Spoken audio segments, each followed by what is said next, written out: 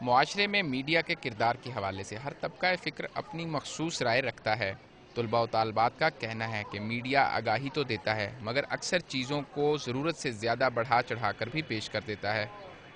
Hare field of life میں ایک guidance مل جاتی ہے، یہ تو بندے کے اوپر ڈیپینڈ ہے کہ آپ میڈیا کو کس طرح یوز کر رہے ہو۔ جو پولیٹیکل اویئرنیس ہے اور جو عوام کے رائٹس ہیں ان کے بارے میں بتانے میں ان کا بہت زیادہ رول ہے۔ ہر خبر کو ہارر والی سب کو اتنا زیادہ ہائی لائٹ کرتے ہیں کہ آپ کا نیوز لگانے کو دل ہی نہیں کرتا۔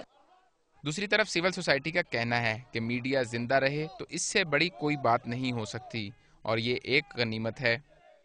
جس ملک میں ہر انسٹیٹیوشن فیل ہو جاتا ہے، اگر میڈیا زندہ رہے تو میں سمجھتا ہوں اس سے بڑی بات اور نہیں مل سکتی۔ سینئر صحافی مجیب الرحمان شامی کا کہنا ہے کہ میڈیا کی آزادی اپنی جگہ، لیکن صحافتی حلقوں کو بھی اپنی حدود میں رہنا چاہیے، جبکہ سابق امیر جماعت اسلامی قاضی حسین احمد کا کہنا ہے کہ میڈیا کی بدولت عوام کو حکمرانوں کی اصلیت پتہ چلتی ہے۔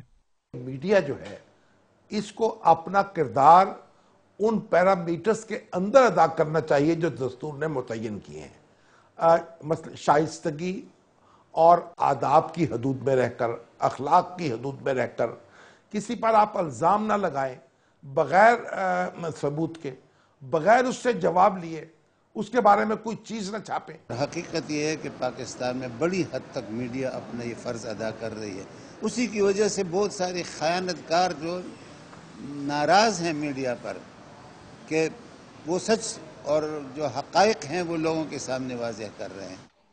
لوگوں کا کہنا ہے کہ ملک میں موجودہ جمہوری حکومت کے قیام میں میڈیا کا کردار سب سے اہم ہے۔ زندہ قومیں ہمیشہ آزادی صحافت کی علمبردار ہوا کرتی ہیں، تاہم لوگوں کا کہنا ہے کہ کسی بھی معاشرے میں میڈیا کے مثبت کردار سے بہت سی واضح تبدیلیاں لائی جا سکتی ہیں۔ ذیشان بخش، ڈان نیوز، لاہور۔